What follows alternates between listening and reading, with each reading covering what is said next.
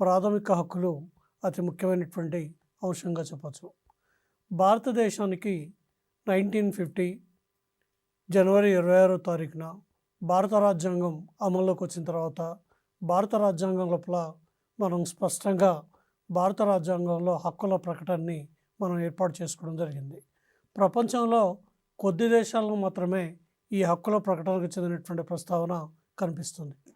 అలాంటి దేశాల్లో భారతదేశం ఒకటి. కాబట్టి మొట్టమొదటిసారిగా అమెరికా యొక్క రాజ్యాంగం 1789లో అమెరికా రాజ్యాంగం అమల్లోకి వచ్చింది. అమెరికా రాజ్యాంగం అమల్లోకి వచ్చినప్పుడు అమెరికా రాజ్యాంగం లోపల హక్కుల ప్రకటనని వాళ్ళు స్పష్టంగా రాజ్యాంగంలో పేర్కొనడం జరిగింది. ఇక అమెరికా రాజ్యాంగం కంటే 1789 కంటే ముందు అంటే హక్కుల ప్రస్తావన అనేది తీసుకున్నప్పుడు 1215లో కింగ్ ఎడ్వర్డ్ జాన్ అనేటువంటి బ్రిటన్కు చెందినటువంటి రాజు 1215 సంవత్సరం లోపల మాగ్నా కార్టా అనేటువంటి కార్టాని రిలీజ్ చేసిండు. ఆయన యొక్క మాగ్నా కార్టా మొట్టమొదటిసారిగా ప్రజలకు కావాల్సినటువంటి కొన్ని రకాలైనటువంటి హక్కుల గురించి ఆయన వివరించడం జరిగింది. కాబట్టి 1215 మాగ్నా కార్టా, ఆ తర్వాత 1789 అమెరికా రాజ్యాంగం, ఆ తర్వాత భారతదేశానికి స్వాతంత్ర్యం వచ్చిన తర్వాత భారతదేశం కూడా హక్కుల ప్రకటనని భారత రాజ్యాంగం లోపల పొందుపరచడం జరిగింది. కాబట్టి భారత రాజ్యాంగం పొందుపరిచినటువంటి హక్కుల ప్రకటన గురించి, దానికి సంబంధించినటువంటి వివరాల గురించి మనం ఇప్పుడు సంక్షిప్తంగా తెలుసుకుందాం. మనకి భారత రాజ్యాంగం లోపల ఉన్నటువంటి 3వ భాగంలో 12 నుండి 35 వరకు గల అధికరణాలలో ప్రాథమిక హక్కుల గురించి వివరించడం జరిగింది. అంటే ఈ ప్రాథమిక హక్కుల గురించి మనం ఇంతకుముందు చెప్పుకున్నాం. ప్రాథమిక హక్కుల ప్రకటనని యునైటెడ్ స్టేట్స్ ఆఫ్ అమెరికా అనేటువంటి రాజ్యాంగం నుండి మనం గ్రహించడం జరిగింది. ప్రాథమిక హక్కులను మనం ఇండియన్ మాగ్నా కార్టా అనేటువంటి పేరుతో చెప్తున్నాం. రాజ్యాంగం అమల్లోకి వచ్చినప్పుడు 7 ప్రాథమిక హక్కులు ఉన్నాయి. ప్రస్తుతం 6 హక్కులు మాత్రమే ఉన్నాయి. ఎందుకు అంటే 1978వ సంవత్సరంలో 44వ రాజ్యాంగ సవరణ ద్వారా 30వ అధికరణం ప్రకారం ఉన్న ఆస్తి హక్కుని ప్రాథమిక హక్కుల నుంచి తొలగించడం జరిగింది. ఈ ఆస్తి హక్కుని ప్రస్తుతం మనకి భారత రాజ్యాంగం లోపల ఉన్నటువంటి 12వ భాగం లోపల 300A అధికరణంలో చట్టబద్ధమైనటువంటి హక్కుగా దీన్ని చేర్చారు. కాబట్టి ఎప్పుడైతే ఈ హక్కుని తొలగించడం జరిగిందో ప్రస్తుతం భారత ప్రజలు అనుభవిస్తున్నటువంటి హక్కులు ఎన్ని అంటే 6 హక్కుల్ని మాత్రమే భారత ప్రజలు అనుభవించడం జరుగుతుంది. అట్లాగే మొట్టమొదటిసారిగా హక్కుల ప్రకటన జారీ చేసినటువంటి వ్యక్తి ఎవరు అంటే 1215లో మాగ్నా కార్టా దీనిని ఇంగ్లాండ్ రాజు కింగ్ జాన్ ఎడ్వర్డ్ అనేటువంటి ఆయన క్రీస్తకం 1215లో ప్రజలకు కొన్ని హక్కులను ప్రసాదించారు. దీన్నే మనం మాగ్నా కార్టా అనేటువంటి పేరుతోటి ఇంగ్లాండ్ యొక్క చరిత్రలో పేర్కొంటూ ఉన్నాం. కాబట్టి మొట్టమొదటిసారిగా హక్కుల్ని ప్రజలకు ప్రసాదించినటువంటి రాజుగా ఆయన్ని పేర్కొంటున్నాం. ఇక రెండవది 1789 ఫ్రెంచ్ విప్లవం మానవ హక్కుల ప్రకటన లోపల మొట్టమొదటిసారిగా స్వేచ్ఛ, సమానత్వం, సౌభ్రాతృత్వం అనేటువంటి ఆదర్శాలని ప్రపంచానికి తెలియజేస్తుంది. మనకు తెలుసు ప్రపంచంలో సాంఘిక సమానత్వం కోసం జరిగినటువంటి విప్లవం ఫ్రెంచ్ విప్లవం. ఒక నాయకుడు అంటూ లేకుండా ఒక్కొక్క కాలంలో ఒక్కొక్క వ్యక్తి ఒక్కొక్క కాలంలో విప్లవాన్ని నడుపుకుంటూ పోయినటువంటి విప్లవం ఫ్రెంచ్ విప్లవం. అందుకోసం మీరు చూడండి, ఫ్రెంచ్ విప్లవం కన్నా బిడ్డను నేను అని చెప్పి ఒక ఆయన ప్రకటించుకుంటాడు. ఆయన ఎవరు అంటే నెపోలియన్ బోనపార్ట్.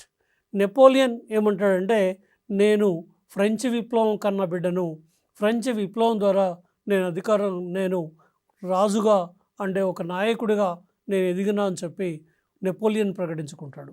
కాబట్టి సాంఘిక సమానత్వం కోసం ఫ్రెంచ్ విప్లవం జరగడమే కాకుండా అక్కడ ఉన్నటువంటి ప్రజలంతా కూడా సమానం అనేటువంటి ఒక సమానత్వ హక్కు కోసం జరిగినటువంటి విప్లవంగా మనం ఫ్రెంచ్ విప్లవాన్ని పేర్కొంటాం. కాబట్టి ఫ్రెంచ్ విప్లవంలోని మానవ హక్కుల ప్రకటనే మనకి స్వేచ్ఛ, సమానత్వం, సౌభ్రాతృత్వం అనేటువంటి ఒక నినాదాన్ని లేదా ఒక ప్రజాస్వామిక ఆదర్శాన్ని ఇవాళ ప్రపంచం మొత్తానికి కూడా అందించింది. ఇవాళ ప్రపంచంలో ఉన్నటువంటి అన్ని దేశాల లోపల కూడా మనకి ఈ స్వేచ్ఛ, సమానత్వం, సౌభ్రాతృత్వం అనేటువంటి అభిప్రాయాలతోటి మనం ముందుకు పోతూ ఉన్నాం. అట్లాగే 1948 డిసెంబర్ 10 విశ్వ మానవ హక్కుల ప్రకటన అని చెప్తున్నాం. దీన్నే విశ్వ మానవ హక్కుల ప్రకటన అని చెప్తున్నాం. అంటే ప్రపంచం లోపల ఉన్నటువంటి మానవులందరికీ కూడా కొన్ని మానవ హక్కులు ఉన్నాయని, ఆ మానవ హక్కుల యొక్క డిక్లరేషన్ 1948 డిసెంబర్ 10వ తారీఖున ఆ డిక్లరేషన్ జరిగింది అని చెప్పి విశ్వమానవ యూనివర్సల్ హ్యూమన్ రైట్స్ డిక్లరేషన్గా దీన్ని పేర్కొంటూ ఉన్నాం. ఆ తర్వాత బ్రిటన్కు చెందినటువంటి AV Dicey law of the constitution అనే గ్రంథాన్ని రచించాడు. The law of the constitution అనేటువంటి గ్రంథం లోపల ఆయన సమన్యాయ పాలన అనేటువంటి భావనని ప్రవేశపెట్టాడు. డైసీ ప్రకారం సమన్యాయ పాలన అంటే అర్థం ఏమిటి అంటే, చట్టం ముందు అందరూ సమానులే, చట్టం అన్ని రంగాలకు సమానంగా వర్తిస్తుంది, ఏ వ్యక్తి చట్టానికి అతీతుడు కాదు, అత్యున్నతమైనటువంటి పదవిలో ఉన్నటువంటి వ్యక్తి కానీ సామాన్యమైనటువంటి పౌరుడు కానీ చట్టాన్ని అతిక్రమించినట్టయితే సామాన్య పౌరుణ్ణి ఏ విధంగా శిక్షించడం జరుగుతుందో చట్ట అతిక్రమణ చేస్తే అట్లాగే అత్యున్నతమైనటువంటి పదవులలో ఉన్నటువంటి వ్యక్తులు కూడా ఆ విధంగా శిక్షించాలి అనేటువంటి ఒక రూల్ ఆఫ్ లా, సమన్యాయ పాలన అనేటువంటి భావనని బ్రిటన్లో ప్రవేశపెట్టి పౌరులంతా సమానం, ఏ వ్యక్తి కూడా ఇంకో వ్యక్తి కంటే గొప్పవాడు కాదు, ఏ వ్యక్తి కూడా ఉన్నతమైనటువంటి వ్యక్తి కాదు అని చెప్పి ఒక ఈక్వాలిటీని, అంటే ప్రజల మధ్య సమానత్వాన్ని, పౌరుల మధ్య సమానత్వాన్ని కల్పించడానికి గ్రంథాన్ని రచించినటువంటి వ్యక్తి ఎవరు అంటే ఏవి డైసీ. అందుకోసమే బ్రిటన్లో ఇవాళ రూల్ ఆఫ్ లా అమల్లో ఉంది. రూల్ ఆఫ్ లా అంటే సమన్యాయ పాలన బ్రిటన్ లోపల అమల్లో ఉంది. కాబట్టి బ్రిటన్ దేశంలో పౌరులంతా సమానం. కాబట్టి ఏ వ్యక్తి కూడా చట్టానికంటే అతీతుడు కాదు, చట్టం కంటే గొప్ప వ్యక్తి కాదు, ఏ వ్యక్తి అయినా సరే చట్టం ముందు సమానం అనేటువంటి భావన మనకు బ్రిటన్ అనేటువంటి దేశం లోపల అమలు లోపల ఉంది. ఇక భారతదేశానికి వచ్చినట్టయితే భారతదేశం లోపల కూడా మనము సమన్యాయ పాలనని అన్ని రంగాల లోపల అనుసరించడం జరుగుతుంది. భారతదేశం లోపల కూడా చట్టం ముందు అందరూ సమానులు అనేటువంటి కాన్సెప్టు భారతదేశంలో కూడా అమల్లో ఉంది. ఇక భారత రాజ్యాంగంలోని 3వ భాగం లోపల 12వ అధికరణం నుంచి 35 వరకు ఉన్నటువంటి అధికరణాలు ప్రాథమిక హక్కుల గురించి వివరించాయని చెప్పాం. అయితే మనం ఇంతకుముందే చెప్పుకున్నాం, భారత రాజ్యాంగం అమల్లోకి వచ్చినాడు 7 ప్రాథమిక హక్కులు ఉండేవని. 7 ప్రాథమిక హక్కుల లోపల ఒక హక్కుని ప్రాథమిక హక్కుల్లో నుంచి తొలగించామని చెప్పాం. ప్రాథమిక హక్కుల్లో నుంచి ఒక హక్కును తొలగించడానికి 1978లో 1978లో 44వ రాజ్యాంగ సవరణ తీసుకొచ్చి ఆ రాజ్యాంగ సవరణ ద్వారా 30 అధికరణం ప్రకారం ఉన్నటువంటి ఆస్తి హక్కును తొలగించాం. దీనికి కారణం ఏమిటి అంటే 1971లో మనం అమలు చేసినటువంటి రూపొందించినటువంటి భూ సంస్కరణల చట్టానికి, రాజభరణాల రద్దుకి, బ్యాంకుల జాతీయకరణకి, వీటన్నింటికీ కూడా ఈ హక్కు అనేటువంటిది ఒక అడ్డంకిగా ఉంది అనేటువంటి ఉద్దేశంతో దీన్ని దృష్టిలో పెట్టుకొని ఆస్తి హక్కును తొలగించి దీన్ని చట్టబద్ధమైనటువంటి హక్కుగా 300 మనకు 12వ భాగం లోపల 300A అనేటువంటి అధికరణ లోపల దీన్ని చట్టబద్ధమైనటువంటి హక్కుగా మార్పు చేయడం జరిగింది. అంటే భారత భూభాగంలో నివసించే ఏ ప్రజల ఆస్తినైనా సరే ప్రభుత్వం అవసరం అనుకున్నప్పుడు దాన్ని పొంది ప్రభుత్వం అతనికి తగినంత నష్టపరిహారం చెల్లించేటువంటి అవకాశం భారతదేశం లోపల ఉంది. కాబట్టి రైట్ టు ప్రాపర్టీ అనేటువంటి దాన్ని భారతదేశంలో తొలగించడం జరిగింది. ఇక ఎప్పుడైతే ఈ హక్కును తొలగించారో 7 హక్కుల లోపల ఆస్తి హక్కును తొలగించడంతో మనకు 6 ప్రాథమిక హక్కులు మాత్రమే మనకి అమల్లో ఉన్నాయి. ఈ 6 ప్రాథమిక హక్కుల్లో ఒక మొదటి హక్కు ఏమని చెప్తున్నామంటే, మనకి రూల్ ఆఫ్ లా అనేటువంటి దాన్ని ఆధారంగా చేసుకొని బ్రిటన్లో ఉన్నటువంటి సమన్యాయ పాలన అనేటువంటి కాన్సెప్ట్ని ఆధారంగా చేసుకొని భారతదేశంలో కూడా సమన్యాయ పాలన అనేటువంటి కాన్సెప్ట్ని అమలు చేసేటువంటి ఉద్దేశంతో సమానత్వ హక్కుని ఏర్పాటు చేయడం జరిగింది. ఈ సమానత్వ హక్కు 14వ అధికరణం నుంచి 18 వరకు ఉన్నటువంటి అధికరణాలు సమానత్వ హక్కును గురించి వివరిస్తున్నాయి. ఇక రెండోది స్వాతంత్ర్య హక్కు. 19వ అధికరణం నుండి 22 వరకు ఉన్నటువంటి అధికరణాలు స్వాతంత్ర్యపు హక్కును గురించి తెలియజేస్తున్నాయి. పీడన నిరోధక హక్కు 23, 24 అధికరణాలు పీడన నిరోధక హక్కును గురించి తెలియజేస్తున్నాయి. నాలుగోది మత స్వాతంత్ర్య హక్కు 25 నుండి 28 వరకు ఉన్నటువంటి అధికరణాలు ఈ అధికరణాన్ని గురించి తెలియజేస్తున్నాయి. ఇక సాంస్కృతిక విద్యా హక్కు 29, 30 అధికరణాలు తెలియజేస్తున్నాయి. ఆరో హక్కు రాజ్యాంగ పరిహార హక్కు, ఇది 32వ అధికరణం తెలియజేస్తుంది. 32వ అధికరణం ప్రకారం రాజ్యాంగ పరిహారపు హక్కు అనేటువంటిది మనకుంది. ఇది ఈ 6 హక్కులు భారత ప్రజలకి భారత ప్రభుత్వం ఇచ్చినటువంటి భారత రాజ్యాంగం ఇచ్చినటువంటి అతి ముఖ్యమైనటువంటి హక్కులుగా పేర్కొంటున్నాం. ఇక హక్కులలో విషయానికి వచ్చినట్టయితే 12వ అధికరణం రాజ్యాన్ని నిర్వచించింది. 12 నుంచి 35 వరకు హక్కుల్ని ప్రసాదించారు అని చెప్పాం. 12 వరకు 35 వరకు ఉన్నటువంటి అధికరణాల లోపల 12వ అధికరణం రాజ్యాన్ని నిర్వచించింది. 13వ అధికరణం ప్రాథమిక హక్కులకు వ్యతిరేకంగా ఉన్న చట్టాలు చెల్లవని పేర్కొంది. అంటే ఒకవేళ ప్రాథమిక హక్కులు అమల్లోకి వచ్చిన నాటికి ప్రాథమిక హక్కులకు విరుద్ధంగా ఏవైనా చట్టాలు గినుకున్నట్టయితే ఆ చట్టాలు ఏవి కూడా చెల్లవు అని చెప్పి మనకి 13వ అధికరణం తెలియజేస్తూ ఉంది.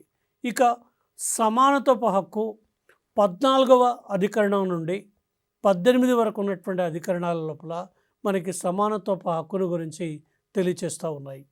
ఈ 14వ అధికరణం ప్రకారం మనకి చట్టం ముందు అందరూ సమానులే. 14వ అధికరణం ఏం చెప్తుంది అంటే, చట్టం ముందు అందరూ సమానులే. ప్రధానమంత్రి కానీ, రాష్ట్రపతి కానీ, ముఖ్యమంత్రి కానీ, గవర్నర్ కానీ, కామన్ మ్యాన్ కానీ, అంటే సామాన్యమైనటువంటి పౌరుడు కానీ ఎవరైనా సరే చట్టం ముందు సమానమే. ఏ వ్యక్తి కూడా చట్టానికి అతీతుడు కాదు. ఎవరు నేరం చేసినా అతన్ని చట్టం ముందు శిక్షించాల్సిందే. అతన్ని చట్టం ద్వారా అతని మీద కేసు నమోదు చేసి ఒకవేళ అతని యొక్క నేరారోపణ అతని మీద రుజువైనట్టయితే అతనికి శిక్ష విధించాల్సిందే. అతను అత్యున్నతమైనటువంటి ఉద్యోగి కావచ్చు, లేదా పదవిలో ఉన్నటువంటి వ్యక్తి కావచ్చు, సామాన్యమైనటువంటి వ్యక్తి కావచ్చు. భారతదేశం లోపల ఈ రూల్ ఆఫ్ లా అంటే చట్టం ముందు అందరూ సమానులు అనేటువంటి భావనని అమలు చేయడం జరుగుతుంది. ఇక దీని తర్వాత ఉన్నటువంటి 15వ అధికరణం ప్రకారం జాతి, మత, కుల, లింగ, జన్మస్థల సంబంధంగా పౌరుల మధ్య వివక్షత చూపరాదు. అంటే భారతదేశంలో నివసించే ప్రజలంతా సమానం. వాళ్ళు కాశ్మీర్ నుంచి కన్యాకుమారి వరకు, లేదా తూర్పు నుంచి పడమర వరకు ఎక్కడ నివసిస్తున్నా సరే వాళ్ళంతా కూడా జాతిపరంగా కానీ, మతపరంగా కానీ, కులపరంగా కానీ, లింగపరంగా కానీ, అంటే స్త్రీ పురుష భేదం కానీ, జన్మస్థల సంబంధంగా కానీ ఏ రకమైనటువంటి వివక్షత భారతదేశంలో ఉన్నటువంటి ప్రజల మధ్య చూపించరాదు అని చెప్పేటువంటిది 15వ అధికరణంగా చెప్పచ్చు. ఇక 16వ అధికరణం ఏం చెప్తుంది అంటే, ప్రభుత్వ ఉద్యోగ నియామకాలలో సమాన అవకాశాలు కల్పించడం జరుగుతుంది అని చెప్తుంది. ప్రభుత్వ ఉద్యోగ నియామకాలలో సమాన అవకాశాలు ఉన్నప్పుడు మనకు సందేహం రావచ్చు. ఏమిటి అంటే, SC reservation, ST reservation, BC reservation, మహిళా రిజర్వేషన్, లేదా ఇంకా ఎక్స్ సర్వీస్ మెన్ రిజర్వేషన్స్ అని చెప్పి రకరకాల రిజర్వేషన్స్ రావచ్చు. ఇవన్నీ కూడా ఈ ప్రకరణం నుంచి మినహాయింపు పొందినాయి. అంటే ప్రభుత్వ ఉద్యోగాల నియామకాలలో అందరికీ సమానమైనటువంటి అవకాశాలు ఉంటాయి. అయితే రాజ్యాంగబద్ధంగా కొన్ని రిజర్వేషన్స్ కల్పించడం జరిగింది కాబట్టి అది దీని నుండి మినహాయింపు జరుగుతుంది. ఇక 17వ అధికరణం చాలా ఇంపార్టెంట్ అధికరణం ఏమిటి అంటే అస్పృశ్యత నేరం అని చెప్తుంది. దీన్నే మనం ఇంకేమని చెప్తున్నాము అంటే అంటరానితనం నేరం అని చెప్తున్నాం. ఏ రూపంలో ఇది పాటించడానికి వీల్లేదు. ఏ రూపంలో దీన్ని పాటించినా వాళ్ళకి శిక్ష పడుతుంది. దీన్ని అమలు చేయడానికే మనకి కేంద్ర ప్రభుత్వం ఎస్సీ ఎస్టీ అట్రాసిటీ యాక్ట్ అని చెప్పి ఒక కొత్త చట్టాన్ని తీసుకువచ్చి ఎవరైనా సరే కులం పేరుతో దూషించిన, కులం పేరుతో అవమానించిన, కులం పేరుతో హింసించిన, ఇంకే రకమైనటువంటి కార్యక్రమాలకు పాల్పడ్డా వాళ్ళపైన కేసు నమోదు చేసి శిక్షలు వేయించేటువంటి విధంగా మనకి అనేక రకాలైనటువంటి చట్టాలని తీసుకురావడం జరిగింది. కాబట్టి సమానత్వ హక్కు లోపల మనకి 17వ అధికరణం ప్రకారం అన్టచబిలిటీ ఈజ్ ఎ క్రైమ్ లేదా అంటరానితనాన్ని నేరంగా, అస్పృశ్యతని నేరంగా ప్రకటించడం జరిగింది. ఇక 18వ అధికరణం ప్రకారం సైనిక, విద్యా సంబంధమైన బిరుదులు మినహా మరి ఏ ఇతర బిరుదులు ఇవ్వడం, స్వీకరించడం నిషేధించడం జరిగింది. మనకు తెలుసు సైనిక సంబంధమైనవి అంటే పరమవీర చక్ర కానీ, మహావీర చక్ర కానీ, లేకపోతే ఇంకా విద్యా సంబంధమైనటువంటి రకరకాల జ్ఞాన్పీఠ్ అవార్డులు కానీ, లేదా పద్మశ్రీ, పద్మవిభూషణ్ రకమైనటువంటి అవార్డులు కానీ ఇవి కేంద్ర ప్రభుత్వం ఇచ్చేవి. అంటే వివిధ రంగాల్లో గొప్ప సేవలు అందించినటువంటి వ్యక్తులకు ఇచ్చేటువంటి ఈ అవార్డ్స్ మినహా మరి ఏ ఇతర బిరుదులు ఇవ్వడం కానీ, స్వీకరించడం కానీ నేరం అని చెప్పి మనకి 18వ అధికరణం తెలియజేస్తూ ఉంది. కాబట్టి ప్రాథమిక హక్కుల లోపల సమానత్వ హక్కు అనేటువంటిది చాలా ముఖ్యమైనటువంటి హక్కు. ఈ సమానత్వ హక్కు 14వ అధికరణం నుంచి 18 వరకు ఉన్నటువంటి అధికరణాల లోపల సమానత్వం తెలియజేస్తుంది. సమానత్వ హక్కు అంటే ఒక రకంగా సమన్యాయ పాలన అనేటువంటి భావనని అమలు చేయడమే. సమన్యాయ పాలన భావన అంటే మనకి 12వ అధికరణం రాజ్యాన్ని నిర్వచించింది. 13వ అధికరణం ప్రాథమిక హక్కులకు విరుద్ధంగా ఏవైనా చట్టాలు ఉంటే చెల్లవని చెప్పింది. 14 నుంచి 18 వరకు ఉన్నటువంటి అధికరణాలు సమానత్వ హక్కుల గురించి తెలియచేస్తున్నాయి. 14వ అధికరణం చట్టం ముందు అందరూ సమానులే అని చెప్తుంది. 15వ అధికరణం జాతి, మత, కుల, వర్గ, లింగ, జన్మస్థల సంబంధంగా పౌరుల మధ్య వివక్షత చూపరాదని చెప్తుంది. 16వ అధికరణం ప్రభుత్వ ఉద్యోగాలలో పౌరులందరికీ సమాన అవకాశాలు కల్పించాలని చెప్తుంది.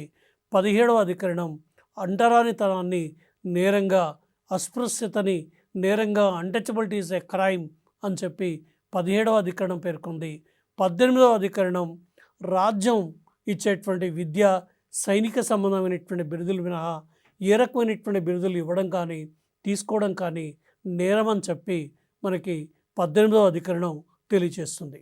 అంటే దీన్ని బట్టి అర్థమయ్యేది ఏమిటి అంటే మనకి సమానత్వ హక్కు అనేది భారత భూభాగంలో నివసించే ప్రజలంతా సమానం అనేటువంటి భావనని తెలియచేస్తూ ఉంది. ఇక సమానత్వ హక్కు తర్వాత ఉన్నటువంటి రెండో హక్కు ఏమిటి అంటే స్వాతంత్ర్య హక్కు. ఈ స్వాతంత్ర్య హక్కు 19 నుండి 22 వరకు ఉన్నటువంటి ప్రకరణాలు ఈ స్వాతంత్ర్య హక్కును గురించి తెలియచేస్తూ ఉన్నాయి. స్వాతంత్ర్య హక్కును గురించి సుప్రీంకోర్టు మాజీ ప్రధాన న్యాయమూర్తి సిక్రీ అభిప్రాయం ప్రకారం ఏమని చెప్పొచ్చు అంటే స్వాతంత్ర్య హక్కు పౌర స్వేచ్ఛకు గుండెకాయ అని చెప్తాడు. కాబట్టి పౌరులు అనుభవించేటువంటి స్వేచ్ఛ ఉండాలి అంటే ఆ పౌర స్వేచ్ఛకి స్వాతంత్ర్య హక్కు అనేటువంటిది అతి ముఖ్యమైనటువంటి హక్కుగా పేర్కొంటాడు. అయితే 19వ అధికరణం మనకి సప్త స్వాతంత్ర్యాలకు హామీ ఇచ్చింది. ఇక్కడ ఒక విషయం గుర్తుపెట్టుకోండి విద్యార్థులు, 19వ అధికరణం రాజ్యాంగం అమల్లోకి వచ్చినాడు సప్త స్వాతంత్ర్యాలకు హామీ ఇచ్చింది. అంటే దీన్ని ఏమని చెప్తామంటే ఫ్రీడమ్ ఆఫ్ 7 స్వాతంత్ర్యాలకు మనకి హామీ ఇచ్చినటువంటిది 19వ అధికరణం. అయితే ఈ 7 స్వాతంత్ర్యాలు ఇప్పుడు లేవు. 7 స్వాతంత్ర్యాలు ఇప్పుడు లేకపోవడానికి కారణం ఏమిటి అంటే ఆస్తి హక్కును ఎప్పుడైతే రాజ్యాంగంలో నుంచి తొలగించారో, రాజ్యాంగం అంటే ప్రాథమిక హక్కుల్లో నుంచి తొలగించారో, ప్రాథమిక హక్కుల్లో నుంచి ఆస్తి హక్కును తొలగించిన తర్వాత ఈ ఫ్రీడమ్ ఆఫ్ 7 ఫ్రీడమ్ ఆఫ్ 6 అయ్యాయి. అంటే ఈ ఆస్తి హక్కు అనేటువంటి ఆస్తి అనేటువంటి భావనను కూడా ఆస్తిని సంపాదించడానికి, అనుభవించడానికి, విక్రయించడానికి, దాన ధర్మాలు చేయడానికి ఒక వ్యక్తికి ఉన్నటువంటి స్వాతంత్ర్యాన్ని మనం 7వ స్వాతంత్ర్యంగా పేర్కొన్నాం. అయితే దీన్ని కూడా మనం తొలగించడం వల్ల ఏం జరిగింది అంటే ఇప్పుడు ప్రస్తుతం ఫ్రీడమ్ ఆఫ్ 6 మాత్రమే మనకి అమల్లో ఉన్నాయి. అందుకోసమే 19వ అధికరణం అతి ముఖ్యమైనటువంటి అధికరణం. ఈ 19వ అధికరణం మనకి సప్త స్వాతంత్ర్యాలు బదులు 6 స్వాతంత్ర్యాల్ని మనకి హామీ ఇచ్చింది. 6 స్వాతంత్ర్యాల్ని ఇవాళ మనం అనుభవించడం జరుగుతున్నాం. దానిలో ఒకటి వాక్ స్వాతంత్ర్యపు హక్కు. అందులోనే ఒక భాగం భావ వ్యక్తీకరణ స్వాతంత్ర్యం. అంటే వాక్ స్వాతంత్ర్యం, భావ వ్యక్తీకరణ స్వాతంత్ర్యం 19వ అధికరణం లోపల భాగం. ఇక రెండోది సంస్థలు, సంఘాలు ఏర్పాటు చేసుకునే స్వాతంత్ర్యం. సంఘాలు, సంస్థలు అన్నప్పుడు రాజ్యాంగబద్ధమైన సంస్థలు, రాజ్యాంగబద్ధమైనటువంటి సంఘాలు. అంటే రాజ్యాంగానికి వ్యతిరేకంగా సంస్థలను ఏర్పాటు చేసుకునే అధికారం లేదు. రాజ్యాంగానికి వ్యతిరేకంగా సంఘాలను ఏర్పాటు చేసుకునేటువంటి అధికారం లేదు. రాజ్యాంగానికి లోబడి అంటే రాజ్యాంగం యొక్క అధికారాలకు లోబడి మనం సంఘాలని, సంస్థల్ని ఏర్పాటు చేసుకునేటువంటి అధికారం ఉంది అని చెప్పేటువంటిది ఏమిటి అంటే రెండోది సంస్థల్ని, సంఘాలని ఏర్పాటు చేసుకునేటువంటి స్వాతంత్రంగా పేర్కొంటున్నాం. ఇక మూడోది ఏమిటి అంటే నిరాయుధులుగా శాంతియుతంగా సమావేశమయ్యేటువంటి స్వాతంత్ర్యం. నిరాయుధులుగా అంటే ఏ రకమైనటువంటి ఆయుధాలు లేకుండా మనం శాంతియుతమైనటువంటి పద్ధతుల్లో సమావేశమయ్యేటువంటి స్వాతంత్ర్యం ఒకటి. ఇక నాలుగోది ఏమిటి అంటే పర్యటన స్వాతంత్ర్యం. పర్యటన స్వాతంత్ర్యం అంటే గిల్క్రిస్ట్ ఏమంటాడంటే పర్యటన లేని జీవితం నిరర్ధకం అంటాడు. అంటే ఖచ్చితంగా పర్యటించాలి అంటాడు. పర్యటించాలి అంటే ఇక్కడ ప్రభుత్వం నిషేధించిన ప్రాంతాలలో పర్యటించే అధికారం పౌరులకు లేదు. భారతదేశాన్ని మొత్తాన్ని పర్యటించవచ్చు. నేను సియాచిన్ గ్లాసియర్లో తిరుగుతా, నేను ఆక్సాయిచిన్లో తిరుగుతా అంటే కేంద్ర ప్రభుత్వం, భారత ప్రభుత్వం అనుమతి ఇవ్వదు. ఎందుకంటే ప్రభుత్వం ఏ ప్రాంతాల్లో తిరగొద్దని నిషేధిస్తుందో, పర్యటించడానికి అవకాశం లేదని చెప్తుందో ఆ ప్రాంతాల లోపల పర్యటించడానికి అవకాశం లేదు. కాబట్టి పౌరులకు ఉన్నటువంటి స్వాతంత్ర్యపు హక్కు లోపల ఒక భాగం ఏమని చెప్పచ్చు అంటే పర్యటన స్వాతంత్ర్యం ఓ ముఖ్యమైనటువంటి అంశం. దీని తర్వాత ఉన్నటువంటి నివాస స్థల స్వాతంత్ర్యం. భారతదేశంలో ఎక్కడైనా నివాసాన్ని ఏర్పాటు చేసుకోవచ్చు. అయితే 370 ఆర్టికల్ ప్రకారం జమ్మూ కాశ్మీర్ అనేటువంటి రాష్ట్రానికి ప్రత్యేక ప్రతిపత్తి కల్పించారు. కాబట్టి జమ్మూ కాశ్మీర్ రాష్ట్రం లోపల నివాసాన్ని ఏర్పాటు చేసుకునేటువంటి అధికారం లేదు. ఇక జమ్మూ కాశ్మీర్ తర్వాత ఉన్నటువంటి ప్రభుత్వం నిషేధించిన ప్రాంతాల లోపల నీకు నివాసాన్ని ఏర్పాటు చేసుకునేటువంటి అధికారం లేదు. అంటే ప్రభుత్వం ఏ ప్రాంతాల్లో నివాసం ఉండడానికి వీల్లేదని చెప్తుందో అక్కడ నివాసాన్ని ఏర్పాటు చేసుకోకుండా, లేదా జమ్మూ కాశ్మీర్లో నివాసం ఏర్పాటు చేసుకోకుండా భారతదేశంలో ఎక్కడైనా నివాసాన్ని ఏర్పాటు చేసుకోవచ్చు. ఇంకోటి ఏమిటి అంటే వృత్తి స్వాతంత్ర్యం. నీ ఇష్టం వచ్చినటువంటి వృత్తిని స్వీకరించడానికి నీకు సంపూర్ణమైనటువంటి స్వాతంత్ర్యం ఉంది. ఆ విధంగా ఉన్నటువంటి స్వాతంత్ర్యాన్ని మనం వృత్తి స్వాతంత్ర్యం అనేటువంటి పేరుతో పిలుస్తూ ఉన్నాం. కాబట్టి పౌర హక్కుల్లో ఒక రకంగా 19వ అధికరణం మనకి అతి ప్రధానమైనటువంటి అధికరణం. ఈ 19వ అధికరణమే మనకు ఫ్రీడమ్ ఆఫ్ 6 అనేటువంటి స్వాతంత్ర్యాలను ఇచ్చింది.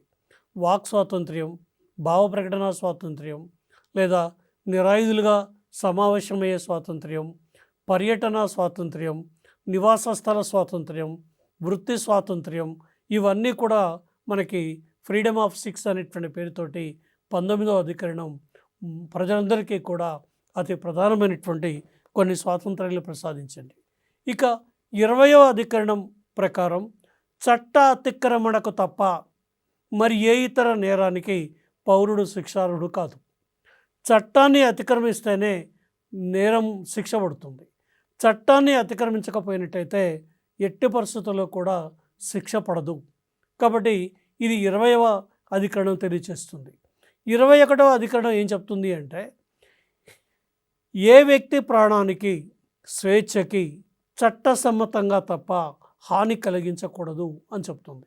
అంటే ఏ వ్యక్తి యొక్క ప్రాణానికి, స్వేచ్ఛకి చట్టసమ్మతంగా తప్ప హాని కలిగించకూడదు. దీన్నే మనం ఇంకో రకంగా ఏం చెప్తామంటే, జీవించే హక్కుకి ఏ రకంగా కూడా ప్రభుత్వాలు హాని కలిగించొద్దు. అంటే సుఖవంతమైనటువంటి జీవితాన్ని గడపడానికి అవకాశాలు కల్పించాలి తప్ప అతని యొక్క ప్రాణానికి కానీ, అతని యొక్క స్వేచ్ఛకు కానీ ఏ రకమైనటువంటి హాని ప్రభుత్వాలు కల్పించకూడదు అని చెప్పేటువంటి అధికరణం ఏ అధికరణం అంటే 21వ అధికరణం. దీన్నే మనం ఏం చెప్తున్నామంటే, జీవించే హక్కుని కల్పించింది 21వ అధికరణం.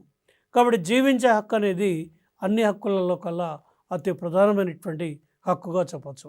ఇక 22వ అధికరణం ప్రకారం మెజిస్ట్రేట్ అనుమతి లేకుండా నిరవధికంగా అరెస్ట్ చేసి నిర్బంధించకూడదు. ఎవరినైనా జనరల్గా అరెస్ట్ చేయాలంటే అరెస్ట్ చేసిన 24 గంటలలోగా మెజిస్ట్రేట్ ముందు హాజరుపరచాలి. మెజిస్ట్రేట్ ముందు హాజరుపరిచినట్టయితే ఆయన వాళ్ళని జైలుకి పంపడం జరుగుతుంది. ఆ తర్వాత మనం ఏం చేస్తాం, బెయిల్ తీసుకొచ్చి బెయిల్ సబ్మిట్ చేసి కోర్టుకి దాని ద్వారా అతన్ని విడిపించుకొని ఇంటికి తీసుకురావడం జరుగుతుంది.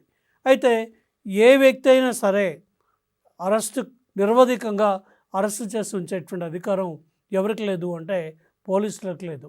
ఒకవేళ ఏ వ్యక్తినైనా నిరవధికంగా అరెస్ట్ చేసి కనుక పోలీసులు ఉంచినట్టయితే మనకి హక్కులలోనే మనకు ఒక ప్రొవిజన్ ఉంది. ఏమిటి అంటే హేబియస్ కార్పస్ అనేటువంటి రిట్ వేయచ్చు. హేబియస్ కార్పస్ అంటే అర్థం ఏమిటి అంటే we may have the body అంటే అర్థం ఏమిటి అంటే, నాకు అతను కానీ, అతని యొక్క శరీరం కానీ, అతన్ని కానీ మా ముందు ప్రవేశపెట్టాలి అని చెప్పి మనం న్యాయస్థానం ముందు ప్రవేశపెట్టాలి అని చెప్పి న్యాయస్థానాన్ని ఆశ్రయించడాన్నే మనం ఏమని చెప్పొచ్చు అంటే హేబియస్ కార్పస్ రిట్ అని చెప్తున్నాం. అయితే ఏ వ్యక్తినైనా పోలీసులు అరెస్టు చేసిన తర్వాత అరెస్టు చేసినటువంటి 24 గంటల లోపల వాళ్ళు ఏం చేస్తారు అంటే న్యాయస్థానంలో హాజరుపరుస్తారు. న్యాయస్థానంలో హాజరుపరిచినట్టయితే న్యాయమూర్తి తీసుకునేటువంటి వేసేటువంటి శిక్ష ఆధారంగా తర్వాత జరిగేటువంటి పరిణామాలు ఉంటాయి. కాబట్టి మనకి 19వ నుంచి 22 వరకు ఉన్నటువంటి అధికరణాలు వ్యక్తి స్వేచ్ఛకి, వ్యక్తి స్వాతంత్ర్యానికి, పౌర స్వేచ్ఛకి సంబంధించినటువంటి అతి ముఖ్యమైనటువంటి అంశాలుగా చెప్పచ్చు. వ్యక్తి యొక్క స్వాతంత్ర్యం గురించి అంటే వాక్ స్వాతంత్ర్యం, భావ ప్రకటన స్వాతంత్ర్యం, నివాస స్థల స్వాతంత్ర్యం లేదా సమావేశం ఏర్పాటు చేసుకునే స్వాతంత్ర్యం, పర్యటన హక్కు, ఆ తర్వాత వృత్తి స్వాతంత్ర్యంతో పాటు మనకి ప్రభుత్వం అంటే మెజిస్ట్రేట్ యొక్క అనుమతి లేకుండా ఏ వ్యక్తిని కూడా అరెస్ట్ చేసి నిరవధికంగా అతను అరెస్ట్ చేయడానికి వీల్లేదని, లేదా ఇంకొకటి ఏమని చెప్తున్నాము అంటే మనకి 21వ అధికరణం జీవించే హక్కును ప్రసాదించిందని, జీవించే హక్కు అనేటువంటిది అన్ని హక్కులలో కల్లా అత్యంత ప్రధానమైనటువంటిది 21వ అధికరణం అని చెప్తున్నాం. దీనికంటే ముందు ఉన్నటువంటిది ఏమిటి అంటే చట్టాన్ని అతిక్రమిస్తే తప్ప ఏ రకంగా కూడా ఒక వ్యక్తిని శిక్షార్హుణ్ణి చేయడానికి వీల్లేదు అని చెప్పి మనకి ఇంకొక అధికరణం 20వ అధికరణం తెలియచేస్తుంది. అందుకోసమే మనకి హక్కుల లోపల ఒక గుండెకాయ లాంటిది, హక్కుల లోపల మన యొక్క పౌర స్వేచ్ఛని కాపాడేది, వ్యక్తి స్వాతంత్రాన్ని కాపాడేటువంటి అతి ప్రధానమైనటువంటి హక్కుగా ఏ హక్కును పేర్కొంటున్నామంటే స్వాతంత్ర్యపు హక్కును గురించి పేర్కొంటున్నాం. ఇక దీని తర్వాత ఉన్నటువంటి ఇంకో ముఖ్యమైనటువంటి అధికరణాన్ని ఏమని చెప్తున్నామంటే పీడన నిరోధక హక్కు.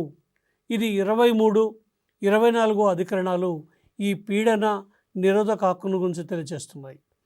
పీడన నిరోధక హక్కును గురించి తెలియజేసేటువంటి వీటిల్లో అతి ముఖ్యమైనటువంటి అధికరణం ఏమిటి అంటే 23వ అధికరణం.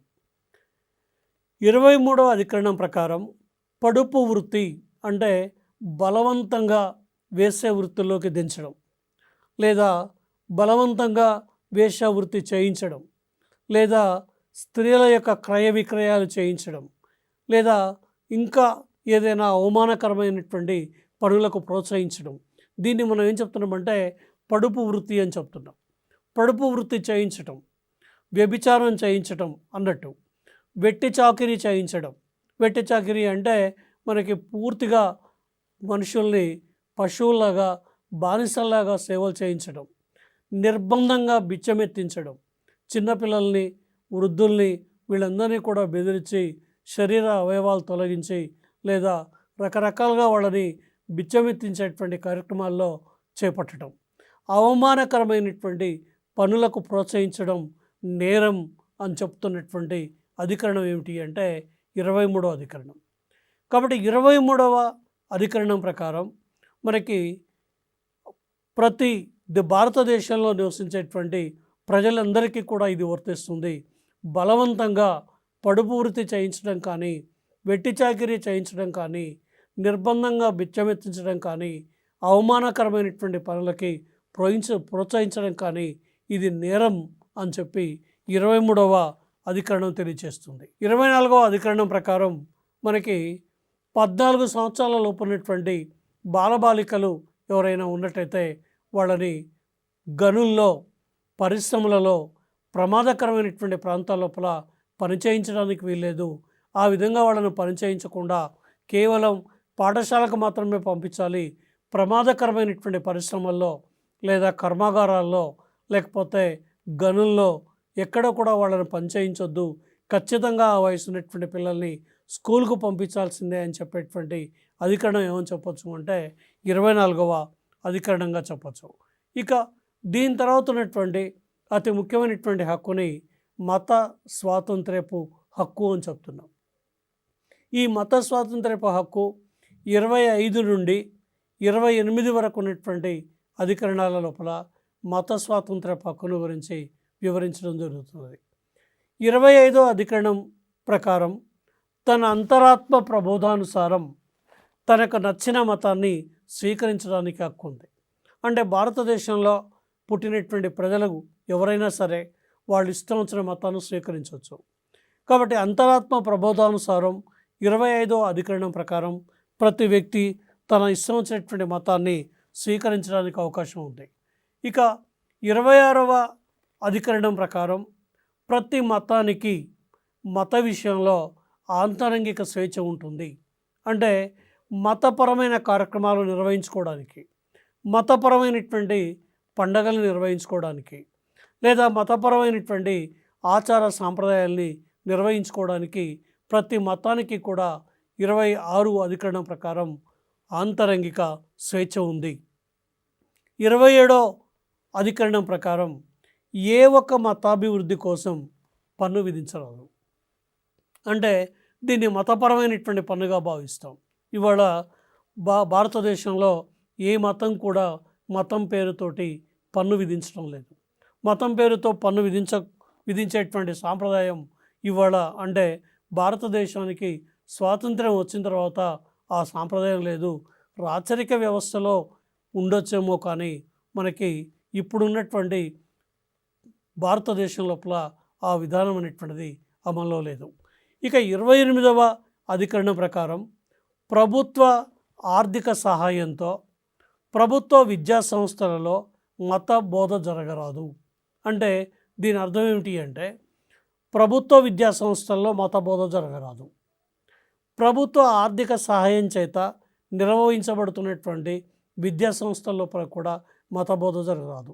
అంటే government and aided schools, colleges లేకపోతే ఎయిడెడ్కు సంబంధించినటువంటి సంస్థలు ఏమైనా ఉన్నట్టయితే వాటిలలో కూడా మత బోధ జరగడానికి వీల్లేదు అని చెప్పేటువంటి అధికరణాన్ని మనం 28వ అధికరణంగా పేర్కొంటున్నాం. ఇక దీని తర్వాత ఉన్నటువంటి అతి ముఖ్యమైనటువంటి హక్కు ఏమిటి అంటే సాంస్కృతిక విద్యా హక్కు. 29, 30 అధికరణాలు ఈ సాంస్కృతిక విద్యా హక్కును గురించి తెలియజేస్తున్నాయి. 29వ అధికరణం ప్రకారం భారత భూభాగంలో నివసించే ఏ పౌరులకైనా తమ ప్రత్యేక భాష, లిపి, సంస్కృతులను సంరక్షించుకునే హక్కు ఉంది. అంటే దీన్ని బట్టి అర్థమయ్యేది ఏమిటి అంటే, ఇది సింపుల్గా ఏం చెప్పొచ్చు అంటే, మైనారిటీ వర్గాలకు చెందినటువంటి వాళ్ళు, అంటే భారత భూభాగంలో నివసించేటువంటి పౌరులు ఎవరైనా సరే వాళ్ళ యొక్క భాష, వాళ్ళ యొక్క లిపి, వాళ్ళ యొక్క సంస్కృతుల్ని రక్షించుకోవచ్చు. ఉదాహరణకి మనకు చూడండి, తెలంగాణ రాష్ట్రం లోపల మనం ద్వితీయ అంటే జనాభా పరంగా హిందువుల తర్వాత ఉన్నటువంటి ముస్లింలకు కూడా సమానమైనటువంటి అవకాశాలు కల్పించడం జరిగింది. ఉర్దూ భాషని అధికార భాషగా గుర్తించడం కానీ, ఉర్దూ స్కూల్స్ పెట్టడం కానీ, ఉర్దూ కాలేజీల్ని ఏర్పాటు చేయడం కానీ, లేదా వాళ్ళ యొక్క సంస్కృతిని గౌరవించేటువంటి విధంగా ప్రభుత్వం నిర్ణయాలు తీసుకోవడం కానీ, అన్ని రకాలైనటువంటి విషయాలు వాళ్ళని గౌరవించడం జరుగుతుంది. ఇక 30వ అధికరణం ప్రకారం తమకిష్టమైన విద్యాలయాలు నెలకొల్పుకోవడానికి, నిర్వహించడానికి మత, భాషా సంబంధమైన అల్పసంఖ్యాక వర్గాలకి అనుమతినిస్తుంది. కాబట్టి 30వ అధికరణం ఏం చెప్తుంది అంటే, మనకిష్టమైన విద్యాలయాలు అంటే మైనారిటీ ఎడ్యుకేషన్ ఇన్స్టిట్యూట్స్ని ఏర్పాటు చేసుకోవడానికి, లేదా మత, భాష సంబంధమైనటువంటి అల్పసంఖ్యాక వర్గాలకి 30వ అధికరణం ఏం చేస్తుంది అంటే భారతదేశం లోపల అవకాశం ఇస్తుంది.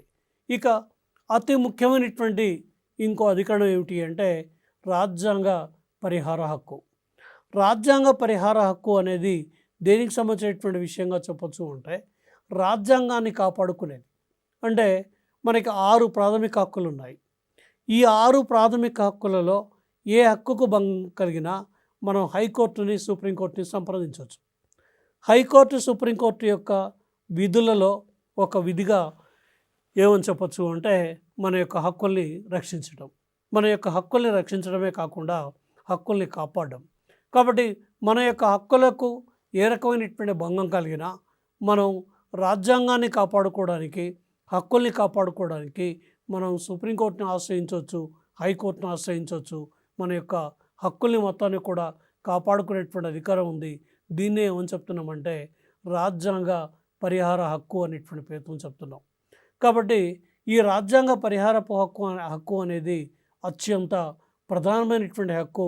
మొత్తం రాజ్యాంగాన్ని లేదా హక్కుల్ని కాపాడుకునేటువంటి అతి ముఖ్యమైనటువంటి హక్కుగా పేర్కొంటూ, హక్కులకు కేంద్ర ప్రభుత్వం నుంచి కానీ, రాష్ట్ర ప్రభుత్వం నుంచి కానీ ఏదైనా భంగం వాటిల్లినప్పుడు మనం సుప్రీంకోర్టుని, హైకోర్టుని ఆశ్రయించి మన యొక్క హక్కుల్ని కాపాడుకునేటువంటి అధికారం భారతదేశంలో నివసించేటువంటి ప్రజలకు ఉంది. ఇక దీని తర్వాత ఉన్నటువంటి ఇంకొక ముఖ్యమైనటువంటి ప్రకరణం ఏమిటి అంటే 33 అధికరణం ప్రకారం ప్రాథమిక హక్కులు సాయుధ దళాలకు ఎంతవరకు వర్తిస్తాయో పార్లమెంటు చట్టం చేస్తుంది. అంటే ఇవాళ సాయుధ దళాలకి, భారత పౌరులకి వీళ్ళిద్దరికీ మధ్య ఏ విధంగా ఈ హక్కులు వర్తిస్తాయి అనే విషయం లోపల పార్లమెంటు చట్టం చేస్తుంది. పార్లమెంటు చేసేటువంటి చట్టమే అతి ప్రధానమైనటువంటిది.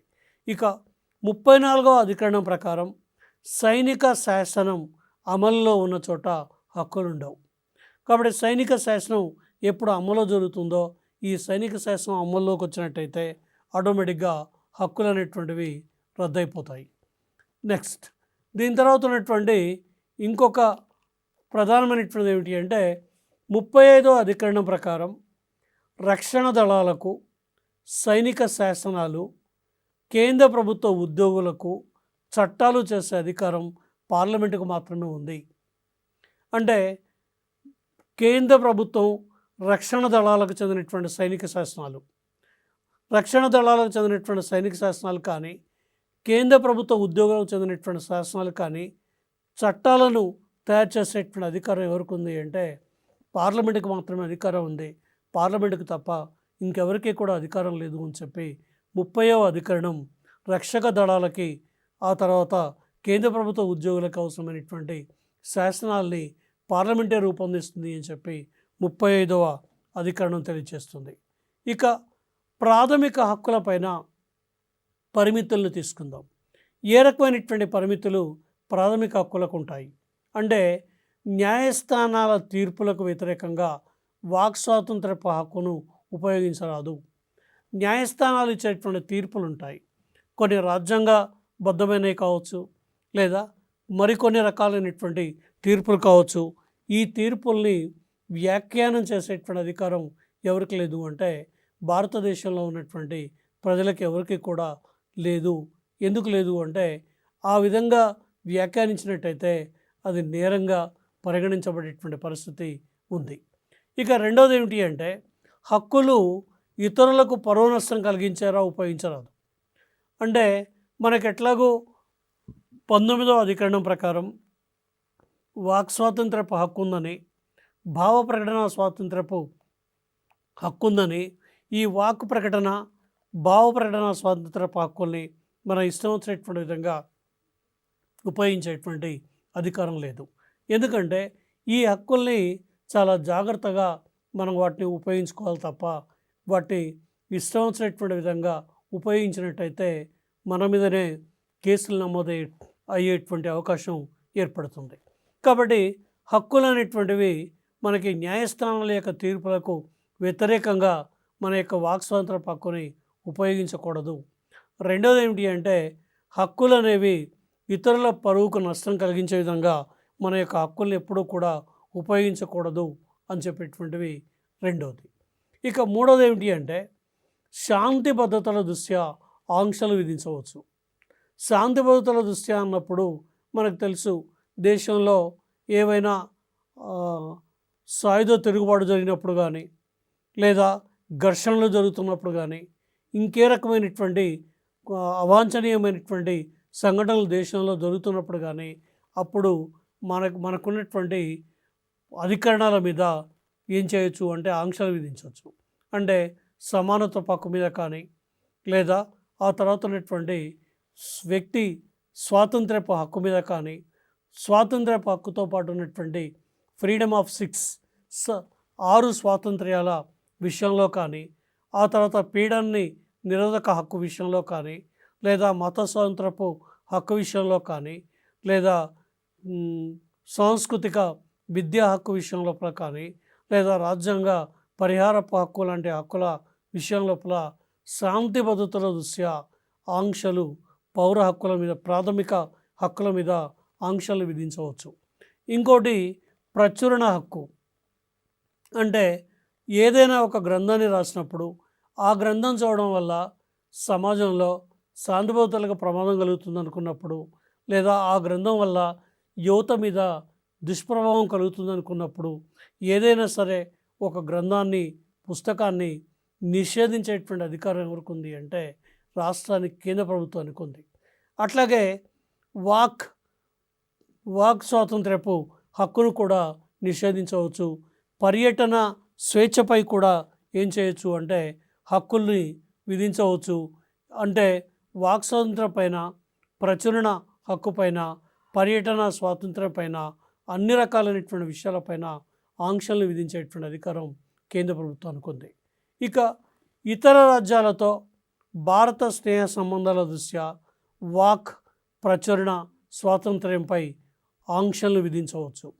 అంటే భారతదేశానికి ఇతర దేశాలతో ఉన్నటువంటి స్నేహ సంబంధాలు, వాక్ ప్రచురణ స్వాతంత్ర్యంపై ఆంక్షలు విధించవచ్చు. ఉదాహరణకి మనం తీసుకోండి, భారత్ అమెరికా మధ్య ఇవాళ మంచి సంబంధాలు ఉన్నాయి.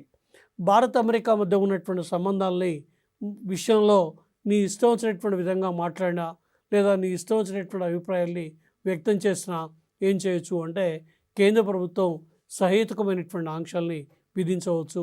ఆ విధంగా ఆంక్షల్ని విధించి ఏం చేయొచ్చు అంటే మనకి ప్రచురణ మీద పుస్తకాలని కూడా ఏం చేయొచ్చు అంటే నిషేధించవచ్చు. పుస్తకాలని నిషేధించేటువంటి అధికారం కానీ, లేదా మన యొక్క అభిప్రాయాలపైన ఆంక్షలు విధించేటువంటి అధికారం కానీ ఎవరికి ఉంది అంటే కేంద్ర ప్రభుత్వానికి ఉంది.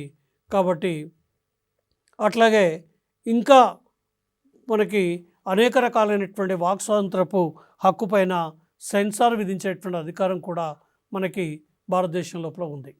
కాబట్టి ఈ విధంగా ప్రాథమిక హక్కులు భారతదేశం లోపల మనకి అతి ముఖ్యమైనటువంటివి. బిల్ ఆఫ్ రైట్స్, లేకపోతే వీటిని రైట్స్ డిక్లరేషన్ అని చెప్తున్నాం. ఈ రైట్స్ డిక్లరేషన్ లోపల అతి ముఖ్యమైనటువంటి అంశాలు మీకు కొన్ని చెప్తాను. ఏమిటి అంటే, ప్రాథమిక హక్కులు భారత రాజ్యాంగంలోని 3వ భాగంలో వివరించారు. ప్రాథమిక హక్కులు 12వ అధికరణం నుండి 35 వరకు ఉన్నటువంటి అధికరణాల లోపల ప్రాథమిక హక్కుల్ని వివరించడం జరిగింది. ప్రాథమిక హక్కుల్ని అమెరికా రాజ్యాంగం నుండి గ్రహించడం జరిగింది. ప్రాథమిక హక్కుల్ని మనం ప్రపంచంలో ఉన్నటువంటి అనేక రాజ్యాల్లో ఉన్నటువంటి కొన్ని మంచి సాంప్రదాయాల్ని స్వీకరించడం జరిగింది. ప్రాథమిక హక్కులతో పాటు బ్రిటన్ దేశం నుండి మనం బిల్ ఆఫ్ దేశం నుండి రూల్ ఆఫ్ లా, సమన్యాయ పాలన అనేటువంటి భావనని బ్రిటన్ అనేటువంటి దేశం నుంచి స్వీకరించడం జరిగింది. భారత రాజ్యాంగం అమల్లోకి వచ్చిన నాడు 7 ప్రాథమిక హక్కులు ఉండేవి. అయితే ప్రస్తుతం 6 ప్రాథమిక హక్కులు మాత్రమే ఉన్నాయి. ఒక ప్రాథమిక హక్కు అయిన ఆస్తి హక్కుని 31 అధికరణం ప్రకారం ఉన్న ఆస్తి హక్కుని ప్రాథమిక హక్కుల్లోంచి తొలగించి చట్టబద్ధమైనటువంటి హక్కుగా మార్పు చేశారు. 31 ప్రకారం ఉన్నటువంటి ఆస్తి హక్కుని 1978లో జరిగిన 44వ రాజ్యాంగ సవరణ ద్వారా దీన్ని ప్రాథమిక హక్కుల జాబితా నుండి తొలగించారు. ప్రస్తుతం ఆస్తి హక్కుని మనకి 12వ భాగం లోపల 300A అనేటువంటి అధికరణం లోపల ఒక చట్టబద్ధమైనటువంటి హక్కుగా మాత్రమే ఈ ప్రాథమిక హక్కుని చేర్చడం జరిగింది. కాబట్టి ప్రస్తుతం భారత పౌరులు 6 ప్రాథమిక హక్కుల్ని అనుభవించడం జరుగుతుంది. ప్రాథమిక హక్కులకి ఏ రకంగా భంగం కలిగిన హైకోర్టు నుంచి, సుప్రీంకోర్టు నుంచి మనం మన యొక్క హక్కులకి రక్షణ పొందవచ్చు. కాబట్టి ప్రాథమిక హక్కుల నుంచి రక్షణ పొందడానికి మనకు సుప్రీంకోర్టు, హైకోర్టు రిట్లను జారీ చేస్తుంది. ఆ విధంగా జారీ చేసేటువంటి రిట్లని habeas corpus, mandamus, certiorari, quo warranto, injunction order అనేటువంటి పేరుతోటి న్యాయస్థానాల నుంచి ఈ రిట్లు జారీ అవుతాయి. ఈ రిట్లని ఆధారంగా చేసుకొని మనం ప్రాథమిక హక్కుల్ని కాపాడుకోవచ్చు. అయితే మనకున్నటువంటి ప్రాథమిక హక్కుల్లో అతి ముఖ్యమైనటువంటి ఒక హక్కు ఏమిటి అంటే 17వ అధికరణం. 17వ అధికరణం అన్టచబిలిటీ ఈజ్ ఎ క్రైమ్ అని తెలియచేస్తుంది. అంటే అంటరానితనాన్ని నేరంగా ప్రకటించినటువంటిది 17వ అధికరణం. ఇక 19వ అధికరణం మనకి ఫ్రీడమ్ ఆఫ్ 6 స్వాతంత్ర్యాలకి, 6 స్వాతంత్ర్యాలకి హామీ ఇచ్చింది. ఈ 6 స్వాతంత్ర్యాలు ఏమిటి అంటే, మనం వాక్, భావ ప్రకటన స్వాతంత్ర్యం, ఇది 19వ అధికరణం ఇచ్చినటువంటి స్వేచ్ఛగా చెప్పచ్చు, స్వాతంత్ర్యంగా చెప్పచ్చు. వాక్ స్వాతంత్ర్యం, భావ ప్రకటన స్వాతంత్ర్యం 19వ అధికరణం ద్వారా వచ్చింది. పర్యటన హక్కు కానీ, లేదా నివాస స్థల హక్కు కానీ, లేదా శాంతియుతంగా సమావేశమయ్యేటువంటి హక్కు కానీ, వృత్తి స్వాతంత్ర హక్కు కానీ, మనకి ఇవి అతి ముఖ్యమైనటువంటి హక్కులుగా పేర్కొంటున్నాం. ఇంకోటి ఏమిటి అంటే, 19వ అధికరణం తర్వాత ఉన్నటువంటి 21వ అధికరణం 21వ అధికరణం వ్యక్తికి జీవించే హక్కును కల్పించింది. వ్యక్తికి జీవించేటువంటి హక్కును కల్పించి ఏ విధంగా కూడా చట్టసమ్మతంగా తప్ప మరే ఇతర విధంగా కూడా వ్యక్తి యొక్క జీవితానికి, వ్యక్తికి నష్టం కలిగించొద్దు అనేటువంటి అభిప్రాయాన్ని మనకి 21వ అధికరణం తెలియజేస్తుంది. ఇక 21వ అధికరణం తర్వాత అతి ముఖ్యమైనటువంటిది ఏమిటి అంటే, మనం 25 అధికరణాన్ని తీసుకుంటే 25వ అధికరణం దేన్ని చెప్తుంది అంటే, మత స్వాతంత్ర్యపు హక్కును గురించి తెలియజేస్తుంది. అంతరాత్మ ప్రబోధానుసారం ప్రతి వ్యక్తి తన ఇష్టం వచ్చిన మతాన్ని ఆచరించడానికి, తన ఇష్టం వచ్చినటువంటి మతాన్ని నమ్మకం కలిగి ఉండడానికి, తన ఇష్టం వచ్చినటువంటి మతాన్ని ప్రచారం చేసుకోవడానికి హక్కు ఉంది అని చెప్పేటువంటిది 25 నుంచి 28 వరకు ఉన్నటువంటి అధికరణాలుగా చెప్తున్నాం. ఇక 29, 30 అధికరణాలు ఏమని చెప్తున్నాము అంటే, మనకు సాంస్కృతిక విద్యా హక్కు అని చెప్తున్నాం. ఇది ప్రధానంగా మైనారిటీలకు ఉద్దేశించినటువంటి హక్కుగా పేర్కొంటున్నాం. అంటే అల్పసంఖ్యాక వర్గాలకు చెందినటువంటి వాళ్ళ యొక్క భాష, వాళ్ళ యొక్క లిపి, వాళ్ళ యొక్క ఆచార సాంప్రదాయాలు, వాళ్ళ యొక్క మతపరమైనటువంటి విద్య, వాళ్ళకు సంబంధించినటువంటి అన్ని రకాలైనటువంటి విషయాల లోపల నమ్మకాన్ని కలిగి ఉండేటువంటి విషయాన్ని గురించి తెలియచేసేటువంటిది ఏమిటి అంటే విద్య సాంస్కృతిక హక్కు అని చెప్తున్నాం. కాబట్టి భారతదేశంలో 352వ అధికరణం ప్రకారం అత్యవసర పరిస్థితి విధించిన సందర్భంలో, జాతీయ అత్యవసర పరిస్థితిని విధించిన సందర్భంలో కానీ, కొన్ని ప్రత్యేక సందర్భాల్లో కానీ కొన్ని సహేతుకమైన ఆంక్షల్ని విధించేటువంటి అధికారం ఎవరికి ఉంది అంటే కేంద్ర ప్రభుత్వానికి ఉంది అని చెప్తున్నాం. ఇక ప్రాథమిక హక్కులతో పాటే అతి ముఖ్యమైనటువంటి కాన్సెప్ట్ ఏమిటి అంటే ప్రాథమిక విధులు అని చెప్తున్నాం. మనకి స్వరణ్ సింగ్ కమిటీ సిఫారసు మేరకు 1976లో 42వ రాజ్యాంగ సవరణ చట్టం ద్వారా భారత రాజ్యాంగంలోని 4వ భాగంలో ఏలో 51A అధికరణంలో 10 ప్రాథమిక విధుల్ని చేర్చినారు. కాబట్టి 2002 సంవత్సరంలో 76వ రాజ్యాంగ సవరణ చట్టం ద్వారా ఒక ప్రాథమిక విధిని రాజ్యాంగంలో చేర్చారు. కాబట్టి ప్రస్తుతం మనకు 11 ప్రాథమిక విధులు ఉన్నాయి. రాజ్యాంగంలో ముందు 10 ప్రాథమిక విధులు చేర్చారు, తర్వాత మరొక ప్రాథమిక విధిని చేర్చారు. ఇక 1977 జనవరి 3వ తేదీ నుండి ప్రాథమిక విధులు అమల్లోకి వచ్చాయి. 11వ ప్రాథమిక విధి 2002 డిసెంబర్ 12వ తేదీ నుండి అమల్లోకి వచ్చింది. 11వ ప్రాథమిక విధి ఏం చెప్తుంది అంటే 6 నుండి 14 సంవత్సరాల వయసు గల బాలబాలికలకు విద్యా సదుపాయాలు కల్పించాలి. అంటే దీన్ని ఏమని చెప్తున్నామంటే నిర్బంధ ఉచిత విద్య అని చెప్తున్నాం. నిర్బంధ ఉచిత విద్య అంటే మనకి 6 నుంచి 14 సంవత్సరాల లోపు పిల్లలకి నిర్బంధ ఉచిత విద్యను కల్పించాలి. దీన్నే అందుకోసమే 21A అనేటువంటి అధికరణంలో చేర్చారు. 21A అనేటువంటి అధికరణం లోపల నిర్బంధ ఉచిత ప్రాథమిక విద్య అని చేర్చారు. అంటే ఖచ్చితంగా 14 సంవత్సరాల లోపు బాలబాలికలు స్కూల్లోనే ఉండాలి. ఖచ్చితంగా ఆటపాటలతోటి, చదువుతోటి వాళ్ళ యొక్క జీవితాలు గడపాలి అనేటువంటి ఉద్దేశంతో కేంద్ర ప్రభుత్వం ఈ 11వ విధిని చేర్చడమే కాకుండా ప్రాథమిక హక్కులలో కూడా 21A అనేటువంటి అధికరణం లోపల ఈ ప్రాథమిక విద్య అనేటువంటి దాన్ని కూడా చేర్చడం జరిగింది.